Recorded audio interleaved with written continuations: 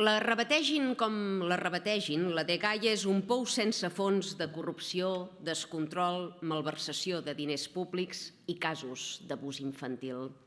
Per tant, aquí no cal cap condemna, sinó una declaració de guerra contra els responsables de tot plegat. Fan servir els nostres diners com fitxes de casino. No els importa perdre o condonar deutes, perquè els calés no els hi han pas posat vostès. Anys d'irregularitats documentades que han sortit a la llum no per cap auditoria ni exercici de transparència, sinó per la informació facilitada per organismes independents i per denúncies de treballadors que han perdut la seva feina i que, a més, han estat assetjats. La Sindicatura de Comptes ha detectat irregularitats greus i persistents en la gestió des del 2016 fins al 2024, sota la direcció d'Esquerra i de Junts. Partits que presumeixen de ser progressistes mentre permeten la corrupció, la malversació i el caos financer.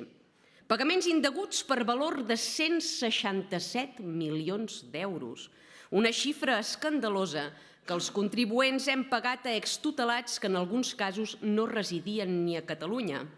Frau o negligència? Junts, Esquerra i PSC han prorrogat contractes sense cap control ni justificació, sobreutilitzant la via d'emergència per fer adjudicacions abusives. Tots tres han intentat amagar la seva irresponsabilitat sota la catifa amb un decret llei, el del 30 de setembre de 2025, on condonaven els pagaments indeguts als joves extutelats i deslliuraven de qualsevol responsabilitat als treballadors de l'administració.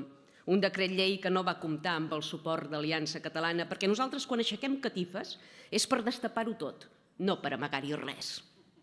Malgrat l'escàndol han permès que el sarau continuï. Fundacions com Resilis o Mercè Fontanilles, investigades per l'Oficina Antifrau i a qui s'acusa d'emetre informes falsos, els han facturat més de 40 milions d'euros. En la darrera dècada, la Generalitat ha pagat més de 350 milions d'euros a aquestes dues fundacions sense cap supervisió, fiscalització ni garantia.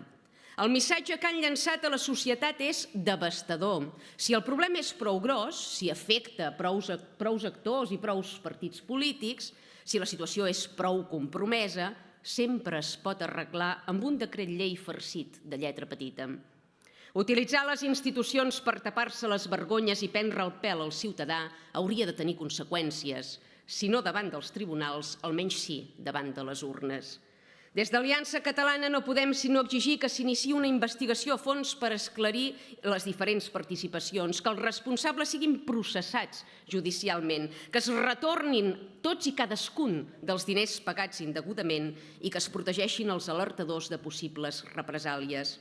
Cal rescindir immediatament els contractes amb empreses investigades per la Fiscalia i garantir transparència absoluta en l'adjudicació de contractes a empreses externalitzades.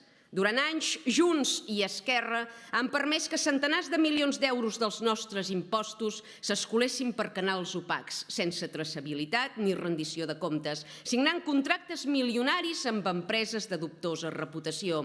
Han convertit la gestió de la infància vulnerable en un autèntic negoci. Molt discurs emocional i de bondat al voltant de la canalla i resulta que tot es reduïa a inconfessables interessos privats i partidistes. Se n'haurien de dar vergonya.